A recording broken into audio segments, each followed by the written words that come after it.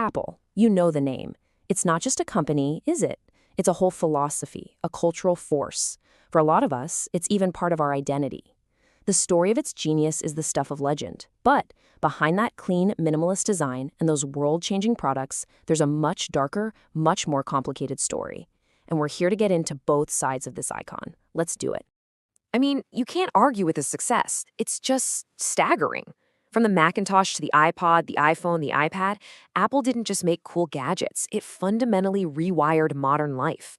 They didn't just change the world once. They did it over and over again. And in the process, they became one of the most profitable companies in the history of humanity. The device you're probably holding in your hand right now, that's a direct result of their vision. And then there's this, a completely different story.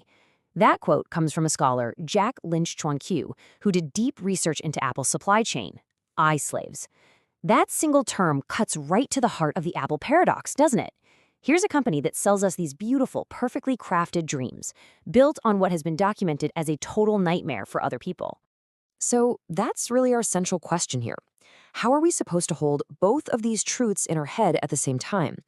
How can we appreciate the genius that gave us the iPhone while also facing up to the really serious ethical questions about how they got there? That's what we're here to unpack. To really get the Apple of today, you have to go back, way back to the 1990s. Back then, Apple wasn't a giant. Oh no, it was a joke, a cautionary tale on the verge of disappearing completely.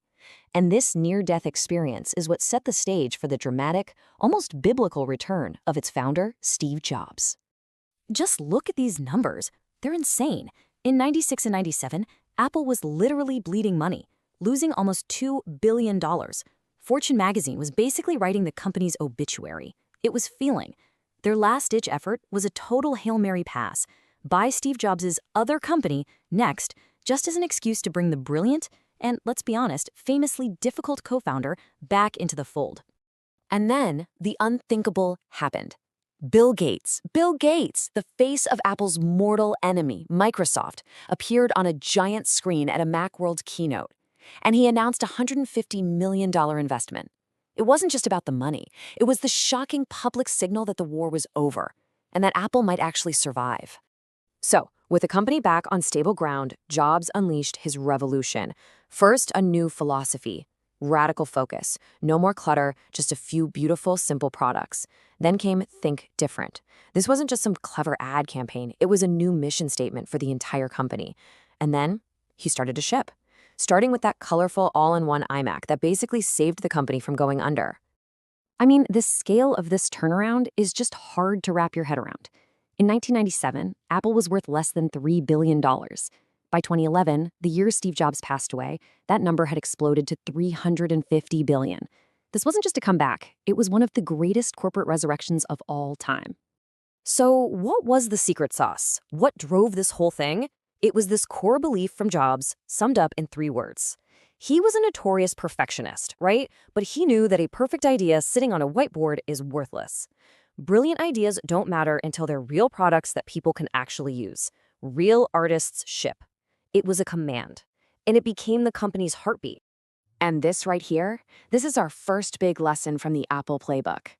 Vision is great, it's essential, but it's totally meaningless without execution. It's about having that ruthless, pragmatic discipline to turn your obsession with perfection into an actual product and get it out the door. But, and this is a huge but, that relentless drive to ship, to be perfect, to win, it came at a price. In Acts 2, we shift from celebrating the genius to investigating the hidden costs, the documented ethical compromises, the brutal factory conditions, and the aggressive corporate games that helped build the empire.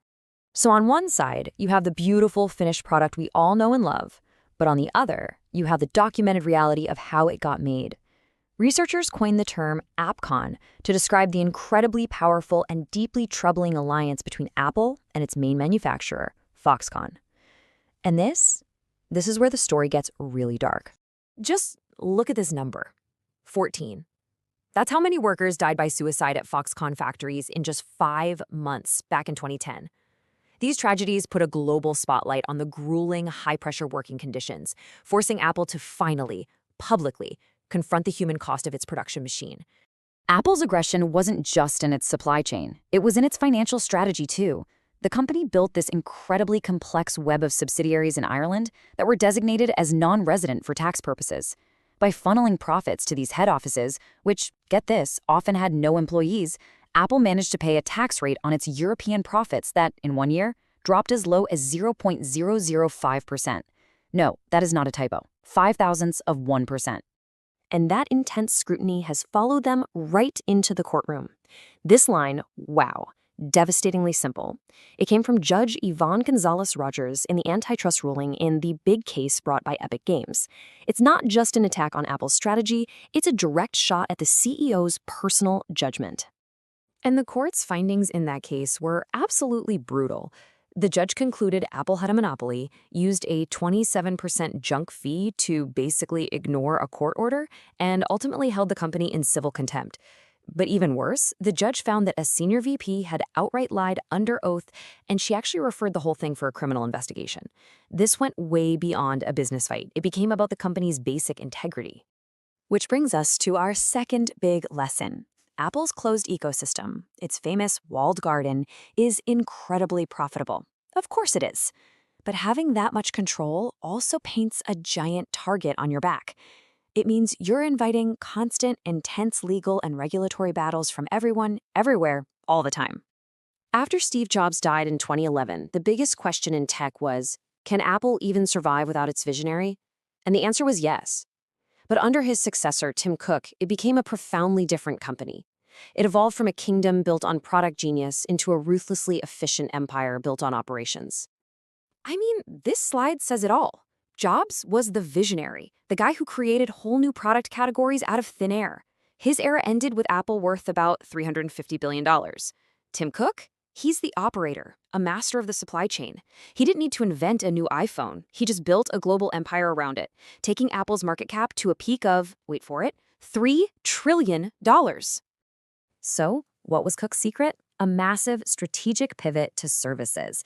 He knew the rocket fuel from iPhone sales couldn't last forever.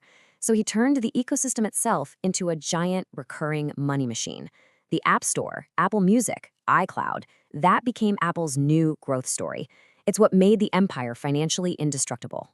But under Cook, a new kind of challenge emerged, this time from the inside. The hashtag Apple2 movement had current and former employees organizing, speaking out about alleged discrimination and a tough workplace culture.